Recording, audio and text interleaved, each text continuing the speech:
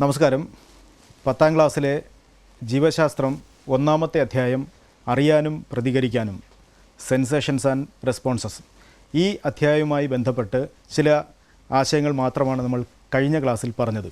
നമ്മൾ മനസ്സിലാക്കിയ ആ ആശയങ്ങൾ ഒന്ന് ഓർത്തു നോക്കാം. നമ്മൾ ആദ്യം പറഞ്ഞത് ശരീരത്തിലുള്ള ഗ്രാഹികളെക്കുറിച്ചാണ്, റിസപ്റ്റേഴ്സ്.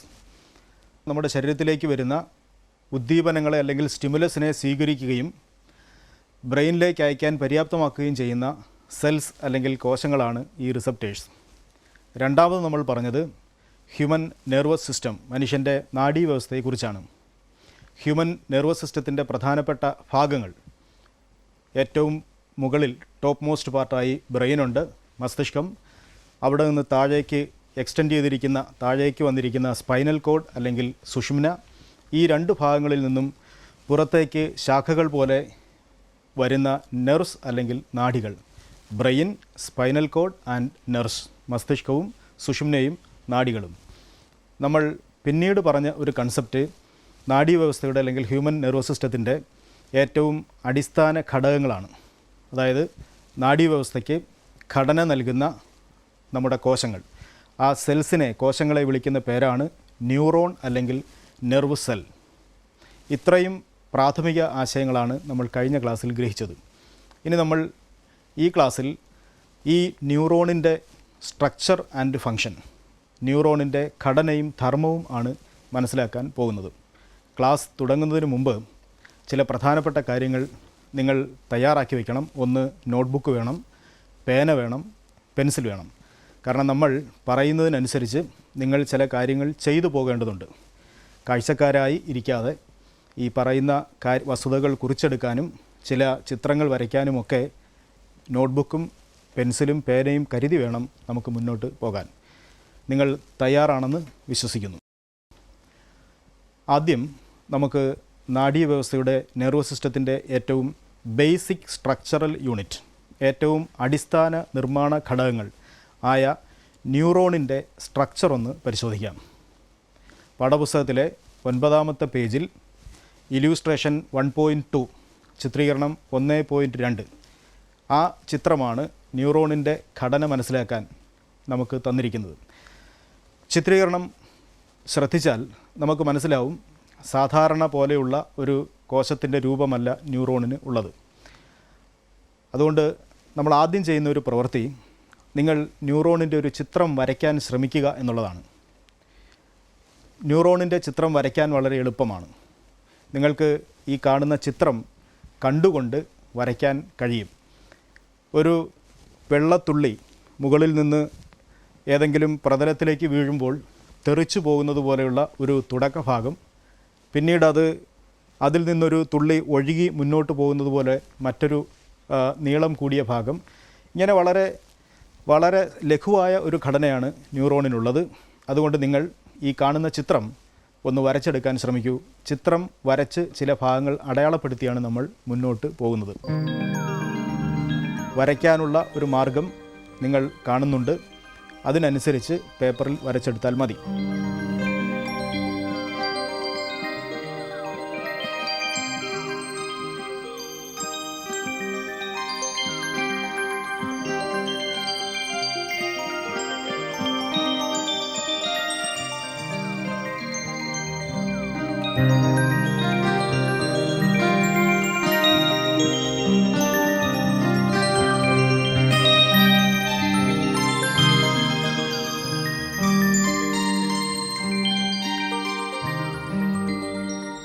ന്യൂറോണിൻ്റെ ഏകദേശ രൂപം നിങ്ങൾക്ക് വരച്ചെടുക്കാൻ കഴിഞ്ഞു എന്ന് വിശ്വസിക്കുന്നു. നമുക്ക് ന്യൂറോണിൻ്റെ സ്ട്രക്ചറൽ ഡീറ്റെയിൽസിലേക്ക് പോകാം. അപ്പോൾ നിങ്ങൾക്കൊരു തലക്കെട്ട് കൊടുക്കാം, ദി സ്ട്രക്ചർ ഓഫ് ന്യൂറോൺ. ന്യൂറോണിൻ്റെ ഘടന, structure of neuron or nerve cell, ന്യൂറോണിൻ്റെ ഘടന. വരച്ച ചിത്രീകരണവും നിങ്ങൾ ഈ കാണുന്ന ചിത്രവും തമ്മിലൊന്ന് തട്ടിച്ചു നോക്കൂ. ആ ചിത്രീകരണത്തിൽ നമ്മൾ മുമ്പ് പറഞ്ഞതുപോലെ വികസിച്ചിരിക്കുന്ന ഒരു ഭാഗമുണ്ട്, ആൻ എക്സ്പാൻഡഡ് പോർഷൻ. സാധാരണ നമ്മൾ കാണുമ്പോൾ ഒരു സെല്ലിൻ്റെ ഘടനയോട്, സെല്ലിൻ്റെ സ്ട്രക്ചറിനോട് സിമിലറായ ഒരു ഭാഗം, and that part is called the cell body. ഏറ്റവും നന്നായി വികസിച്ചിരിക്കുന്ന, എക്സ്പാൻഡ് ചെയ്തിരിക്കുന്ന ആ പോർഷനെ നമ്മൾ സെൽ ബോഡി എന്നാണ് വിളിക്കുന്നത്. So the expanded portion of the neuron which includes all the basic features of A cell. സാധാരണ നമ്മളൊരു ടിപ്പിക്കൽ സെല്ലിൻ്റെ സ്ട്രക്ചർ പറയുമ്പോൾ ആ സ്ട്രക്ചറിനകത്തുള്ള മുഴുവൻ വസ്തുവും, ഉദാഹരണത്തിന് ന്യൂക്ലിയസിനെ ചുറ്റിക്കൊണ്ട് സൈറ്റോപ്ലാസം, സൈറ്റോപ്ലാസത്തിനെ പൊതിഞ്ഞുകൊണ്ട് സെൽ മെംബ്രെയിൻ.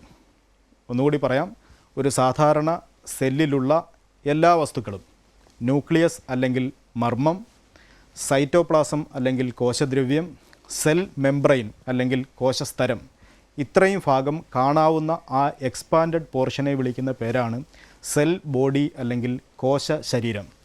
അപ്പോൾ നിങ്ങൾ വരച്ച ആ ചിത്രത്തിന് നേരെ, ആ എക്സ്പാൻഡഡ് പോർഷന് നേരെ ഒരു വരയിട്ട് സെൽ ബോഡി അല്ലെങ്കിൽ കോശ ശരീരം എന്ന് അടയാളപ്പെടുത്താം. അടയാളപ്പെടുത്തിയല്ലോ. തുടർന്ന് നമുക്ക് ആ ഭാഗത്തുള്ള മറ്റു ചില സവിശേഷതകൾ കൂടി പരിശോധിക്കാം. യഥാർത്ഥത്തിൽ സെൽ ബോഡി അല്ലെങ്കിൽ കോശ ശരീരം എന്ന് പറയുന്ന ആ ഭാഗത്തു നിന്ന് we can see numerous expanded portions or cytoplasmic extensions. കുറേ വളർച്ചകൾ നമുക്ക് കാണാൻ പറ്റും. അവിടെയുള്ള സൈറ്റോപ്ലാസം ചില നേരിയ ശാഖകളായി, ബ്രാഞ്ചുകളായി മാറിയിരിക്കുന്നു. ഈ സെൽ ബോഡി അല്ലെങ്കിൽ കോശ ശരീരത്തിൻ്റെ ഇത്തരത്തിലുള്ള ബ്രാഞ്ചസിനെ, സെൽ ബോഡിയിൽ നിന്ന് നേരിട്ട് പുറപ്പെടുന്ന ബ്രാഞ്ചസിനെ വിളിക്കുന്ന പേരാണ് ഡെൻഡ്രോൺ. നമുക്ക് ആ ചിത്രീകരണത്തിൽ കാണാം, സെൽ ബോഡിയിൽ നിന്ന് അല്ലെങ്കിൽ കോശ ശരീരത്തിൽ നിന്ന് പുറത്തേക്ക് പോകുന്ന നേരിയ ശാഖകൾ അല്ലെങ്കിൽ ബ്രാഞ്ചസ്. ആ ബ്രാഞ്ചസിനെ നമ്മൾ പൊതുവിൽ പറയുന്ന പേര് ഡെൻഡ്രോൺ എന്നാണ്. ഡെൻഡ്രോൺ, അതിന് നേരെ നിങ്ങൾ അടയാളപ്പെടുത്തണം ഡെൻഡ്രോൺ. ഈ ഡെൻഡ്രോൺ എന്ന ബ്രാഞ്ചിൻ്റെ മറ്റൊരു പ്രധാനപ്പെട്ട പ്രത്യേകത, സെൽ ബോഡിയിൽ നിന്ന് പുറപ്പെടുന്ന ഷോർട്ട് ഫിലമെൻസാണിവ, നീളം കുറഞ്ഞ തന്തുക്കളാണിവ. തന്തുക്കൾ എന്ന് പറഞ്ഞാൽ സാധാരണ ഇഴ പോലെ, നൂല് പോലെ വളരെ നേരിയ ഘടനകളാണ്. അപ്പോൾ ഷോർട്ട് ഫിലമെൻസിനെ വിളിക്കുന്ന പേരാണ് ഡെൻഡ്രോൺസ്. അടയാളപ്പെടുത്തിയല്ലോ. ആ ഓരോ ഡെൻഡ്രോണിനും എന്ത് സംഭവിക്കുന്നു? ഡെൻഡ്രോണിൽ നിന്ന് പുറത്തേക്ക് വീണ്ടും ശാഖകൾ ഉണ്ടാവുന്നു. ഡെൻഡ്രോൺസ് റീബ്രാഞ്ച്.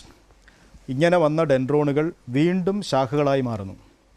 ആ ബ്രാഞ്ചസിനെ നമ്മൾ വിളിക്കുന്ന പേര് ഡെൻഡ്രൈറ്റ്സ് എന്നാണ്. അപ്പോൾ ഡെൻഡ്രോണിൻ്റെ ബ്രാഞ്ചസാണ് ഡെൻഡ്രൈറ്റ്സ്. നമ്മൾ പൊതുവിൽ പറയുമ്പോൾ cell body contains the nucleus, cytoplasm and cell membrane, and this cell body has numerous extensions. There are short extensions and long extensions. Short extensions are called dendrons. നീളം കുറഞ്ഞ ഫിലമെൻസിനെ വിളിക്കുന്ന പേരാണ്, തന്തുക്കളെ വിളിക്കുന്ന പേരാണ് ഡെൻഡ്രോൺസ്. ഡെൻഡ്രോൺസിൻ്റെ ശാഖകളെ, ബ്രാഞ്ചസിനെ വിളിക്കുന്ന പേരാണ് ഡെൻഡ്രൈറ്റ്സ്. അപ്പോൾ നമ്മൾ സെൽ ബോഡി അടയാളപ്പെടുത്തി, കോശ ശരീരം അടയാളപ്പെടുത്തി, ഡെൻഡ്രോൺ അടയാളപ്പെടുത്തി, ഡെൻഡ്രൈറ്റ്സ് അടയാളപ്പെടുത്തി. ഇനി ആ സെൽ ബോഡിയിൽ നിന്ന് പുറത്തേക്ക് പോകുന്ന വളരെ നീളത്തിലുള്ള തന്തുക്കൾ, ലോങ് ഫിലമെൻറ്റ്. ഒരു ലോങ് ഫിലമെൻ്റാണ് നമ്മൾ ചിത്രത്തിൽ കാണുന്നത്. ആ ലോങ് ഫിലമെൻറ്റിനെ വിളിക്കുന്ന പേര് ആക്സോൺ എന്നാണ്. Long filament emerging from the cell body. കോശ ശരീരത്തിൽ നിന്ന് പുറപ്പെടുന്ന ഏറ്റവും നീളം കൂടിയ തന്തു, അതിനെ വിളിക്കുന്ന പേര് ആക്സോൺ എന്നാണ്. ചിത്രത്തിൽ ഒരു കാര്യം കൂടി നമുക്ക് വ്യക്തമാകും. ഈ ആക്സോൺ ദൂരേക്ക് ചെന്നിട്ട് അല്പം നീളത്തിലേക്ക് പോയിട്ട് വീണ്ടും ബ്രാഞ്ചസായി മാറും. Further branches of axons. Axons branch to form further filaments and those filaments are called axonites. ആക്സോണിൻ്റെ ശാഖകളെ വിളിക്കുന്ന പേരാണ് ആക്സോണൈറ്റ്സ്. അപ്പോൾ ഇലോങ്ങേറ്റഡ് ഫിലമെൻറ്റിൻ്റെ പേര് ആക്സോൺ, അത് അടയാളപ്പെടുത്തണം. വീണ്ടും ആക്സോണിൻ്റെ ബ്രാഞ്ചസ്, ആക്സോണുകളുടെ ശാഖകൾ, അവരെ നമ്മൾ ആക്സോണൈറ്റ്സ് എന്ന് അടയാളപ്പെടുത്തും. ആക്സോണൈറ്റുകൾ. ഇനി എന്താണ്? ഈ ആക്സോണൈറ്റുകൾ ഓരോന്നും വളരെ ചെറിയ ചില ഭാഗങ്ങൾ, മുഴ പോലുള്ള ഭാഗങ്ങൾ, നമ്മൾ നോക്കിയാൽ നമ്മുടെ ബസ്സിൻ്റെ ഈ ഗിയറിൻ്റെയൊക്കെ ടിപ്പ് പോലെ നോബ് ലൈക്ക് സ്ട്രക്ചർ, മുഴ പോലുള്ള ഭാഗങ്ങൾ ആയി മാറും. Each axonite ends in a knob like structure. ഓരോ ആക്സോണൈറ്റും ഒരു മുഴ പോലുള്ള ഭാഗത്ത് അവസാനിക്കും. We can call the tip of each axonite. നമുക്കതിനെ ആക്സോണൈറ്റിൻ്റെ ടിപ്പായി പറയാം. ആക്സോണൈറ്റിൻ്റെ ആ ടിപ്പിനൊരു പേരുണ്ട്. പേര് സിനാപ്റ്റിക് നോബ് എന്നാണ്. Synaptic knob. അപ്പോൾ നിങ്ങൾ വരച്ച ചിത്രത്തിനകത്ത് ആക്സോണൈറ്റിൻ്റെ ടിപ്പിൽ അഗ്രഭാഗത്ത് മുഴ പോലെ കാണുന്ന ആ ഭാഗത്തിനെ പേരടയാളപ്പെടുത്തണം സിനാപ്റ്റിക് നോബ്. ഈ സിനാപ്റ്റിക് എന്ന വാക്ക് നമ്മൾ പിന്നീട് ആവർത്തിക്കുന്നുണ്ട്. സിൻ എന്ന വാക്ക് ഗ്രീക്ക് വാക്കാണ്, സൂചിപ്പിക്കുന്നത് കൂട്ടിച്ചേർക്കുന്നത് എന്നാണ്. അപ്പോൾ അത്തരത്തിലുള്ള അർത്ഥത്തിലാണ് അതിനെ സിന്തസിസ് എന്ന് കേട്ടിട്ടുണ്ടായിരിക്കുമല്ലോ, ഫോട്ടോ സിന്തസിസ് എന്നൊക്കെ പറയുന്ന പോലെ. അപ്പോൾ ഏറ്റവും അവസാനത്തെ ആ ടിപ്പിനെ നമ്മൾ സിനാപ്റ്റിക് നോബ് എന്ന് വിളിക്കും. അപ്പോൾ ന്യൂറോണിൻ്റെ ബേസിക് സ്ട്രക്ചറൽ ഡീറ്റെയിൽസ് ഇത്രയുമാണ്. ഒന്നുകൂടെ നമുക്കൊന്ന് ഓർത്തു നോക്കാം.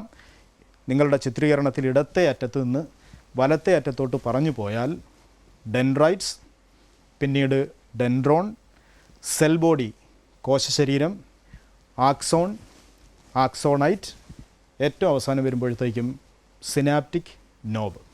ഇതാണ് ഒരു ന്യൂറോണിൻ്റെ basic structure. The basic structure of neuron includes dendrites, dendrons, cell body, axon, axonites and synaptic knob. Synaptic നോബിൽ അവസാനിക്കുന്ന ഭാഗം വരെയാണ് യഥാർത്ഥത്തിൽ ഒരു ന്യൂറോൺ അല്ലെങ്കിൽ നെർവ് സെൽ. നമ്മുടെ ചിത്രീകരണത്തിൽ ഡെൻഡ്രൈറ്റിൽ തുടങ്ങി സിനാപ്റ്റിക് നോബിൽ അവസാനിക്കുന്നത് വരെയാണ് യഥാർത്ഥത്തിലൊരു ന്യൂറോൺ അല്ലെങ്കിൽ നെർവ് സെൽ. നമ്മുടെ പാഠപുസ്തകത്തിൽ ഈ ന്യൂറോൺ ചിത്രീകരണത്തിൽ ന്യൂറോണിൻ്റെ ചിത്രം തന്നിരിക്കുന്നതിൽ കൂട്ടിച്ചേർത്ത് മറ്റൊരു സെല്ലിനെ കൂടി കാണിച്ചിട്ടുണ്ട്. യഥാർത്ഥത്തിൽ അത് ന്യൂറോണിൻ്റെ ഭാഗമാണോ എന്ന് ചോദിച്ചാൽ അല്ല, അത് തീർത്തും മറ്റൊരു സെല്ലാണ്, വേറൊരു കോശമാണ്. ചിത്രീകരണത്തിൽ കാണാം, ആ സെല്ലിനെ ഷ്വാൻ സെൽ എന്നാണ് വിളിക്കുന്നത്. Schwann cell. ന്യൂറോണിൻ്റെ ഘടന പറയുമ്പോൾ ഷ്വാൻ സെൽ എന്നത് ന്യൂറോണിനെ ചുറ്റിപ്പിടിച്ചിരിക്കുന്ന മറ്റൊരു കോശമാണ്. ആ സെല്ലിനെക്കുറിച്ച് നമ്മൾ പിന്നീട് വിശദമായിട്ട് പറയും. ന്യൂറോണിൻ്റെ പ്രധാനപ്പെട്ട ഭാഗങ്ങൾ, പാർട്സ് ഓഫ് ന്യൂറോൺ മനസ്സിലാക്കിയ സ്ഥിതിക്ക് ഈ ഓരോ ഭാഗവും നിർവഹിക്കുന്ന പ്രധാനപ്പെട്ട ധർമ്മങ്ങൾ എന്താണെന്ന് നോക്കാം. The functions of the parts of neuron. What are the functions of each part of neuron? ന്യൂറോണിൻ്റെ ഓരോ ഭാഗവും നിർവഹിക്കുന്ന ധർമ്മങ്ങൾ. അപ്പോൾ നിങ്ങൾക്ക് ബുക്കിലൊരു ഹെഡിങ് കൊടുക്കാം, functions of each part of a neuron. ന്യൂറോണിൻ്റെ ഓരോ ഭാഗവും നിർവഹിക്കുന്ന ധർമ്മങ്ങൾ. നിങ്ങൾ ചിത്രത്തിൽ കാണുന്നത് പോലെ ഒരു ന്യൂറോണിൻ്റെ ഇടത്തെ അറ്റം ഡെൻഡ്രൈറ്റ് എന്ന ഭാഗത്തിലാണല്ലോ തുടങ്ങുന്നത്. വലത്തെ അറ്റം ഈ സിനാപ്റ്റിക് നോബിൽ അവസാനിക്കും. ഈ ന്യൂറോണിൻ്റെ പ്രധാനപ്പെട്ട ജോലി ഒറ്റ വാക്കിൽ പറയുകയാണെങ്കിൽ ഇമ്പൾസ് ട്രാൻസ്മിഷൻ. അപ്പോൾ പലപ്പോഴും നമ്മൾ പറയുന്നത് ഇമ്പൾസ് ട്രാൻസ്മിഷനാണ് ന്യൂറോണിൻ്റെ ഫങ്ഷൻ. അതേസമയം ന്യൂറോണിൻ്റെ ഈ ഡെൻഡ്രൈറ്റുകളിൽ ഇമ്പൾസ് ഫോർമേഷനും നടക്കുന്നുണ്ട്. തുടക്കത്തിൽ നമ്മൾ ഡെൻഡ്രൈറ്റ് ആണ് പറയുന്നത്. എന്താണ് ഈ ഡെൻഡ്രൈറ്റ് ചെയ്യുന്നത്? It is the beginning part of a neuron. Dendrite എന്ത് ചെയ്യുന്നു എന്ന് വെച്ചാൽ തൊട്ടടുത്തുള്ള മറ്റ് ന്യൂറോണുകളിൽ നിന്ന്, നമ്മൾ പറയാം അഡ്ജസൻറ്റ് ന്യൂറോൺസ്, അഡ്ജസൻറ്റ് ന്യൂറോൺസിൽ നിന്ന് മെസ്സേജിനെ സ്വീകരിക്കുന്നു. Receives message from the adjacent neurons. തൊട്ടടുത്ത ന്യൂറോണുകളിൽ നിന്ന് മെസ്സേജിനെ സ്വീകരിച്ച് ഈ ഓരോ ഭാഗങ്ങളിലൂടെയും കടത്തിവിടുന്നു. അപ്പോൾ ഡെൻഡ്രൈറ്റിൽ സ്വീകരിക്കപ്പെടുന്ന മെസ്സേജിന് പിന്നീട് എന്തായിരിക്കും സംഭവിക്കുക? ആ ഡെൻഡ്രൈറ്റുകളിൽ നിന്നെല്ലാം ഈ മെസ്സേജ് നേരെ ഡെൻഡ്രോണിലേക്ക് വരും.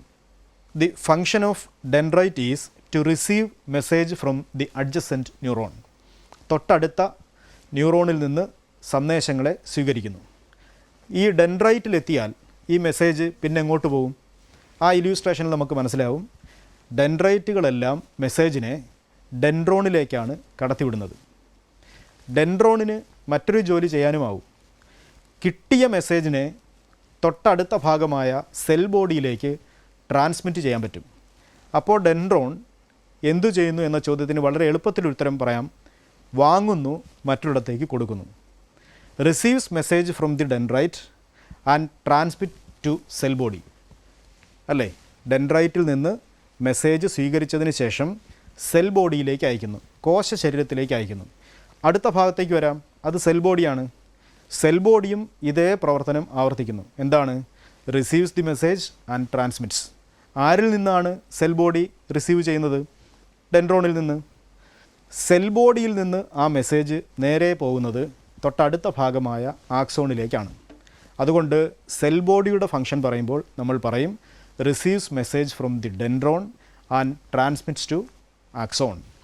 ഇങ്ങനെ ഓരോ ഭാഗവും വാങ്ങുന്നു, മറ്റൊരിടത്തേക്ക് അയക്കുന്നു എന്ന രീതിയിൽ ഫംഗ്ഷൻ ഓർത്തു വെച്ചാൽ മതിയാകും. ആക്സോണിലേക്ക് വരാം. എന്താണ് ആക്സോൺ ചെയ്യുന്നത്? ആക്സോണിനും മെസ്സേജ് കിട്ടും. എവിടെ നിന്ന് കിട്ടും? സെൽ ബോഡിയിൽ നിന്ന് കിട്ടും. So it receives message from the cell body and transmits to axonite. Final പാർട്ടാണല്ലോ ആക്സോണൈറ്റ്. ആക്സോണൈറ്റും ചെയ്യുന്നത് ഇത് തന്നെയാണ്. എന്താണ് ആക്സോണൈറ്റ് ചെയ്യുന്നത്? നിങ്ങളൊന്ന് പറഞ്ഞു നോക്കൂ. ആക്സോണൈറ്റ് ചെയ്യുന്നത് മെസ്സേജിനെ ആക്സോണിൽ നിന്ന് റിസീവ് ചെയ്യും. മെസ്സേജിനെ ആക്സോണിൽ നിന്ന് സ്വീകരിച്ചിട്ട് നേരെ സിനാപ്റ്റിക് നോബിലേക്ക് അയക്കും. So each axonite receives message from the axon and transmits to synaptic knob. അവസാനം ഈ മെസ്സേജ് പോകുന്നത് സിനാപ്റ്റിക് നോബ് എന്ന ടിപ്പ് ഓഫ് ദി ആക്സോണൈറ്റ്, ആക്സോണൈറ്റിൻ്റെ അഗ്രഭാഗത്തേക്കാണ്. ഈ ടിപ്പ് ഓഫ് ദി ആക്സോണൈറ്റിനെ കുറിച്ച് നമ്മൾ പിന്നീട് വിശദമായി പഠിക്കും. എന്താണ് ഈ സിനാപ്റ്റിക് നോബിൻ്റെ ഫംഗ്ഷൻ? അവിടെ സംഭവിക്കുന്നത് എന്താണെന്ന് വെച്ചാൽ, ഒരു ന്യൂറോണിൻ്റെ എൻഡ് വരെ ഈ മെസ്സേജ് ചെന്നു.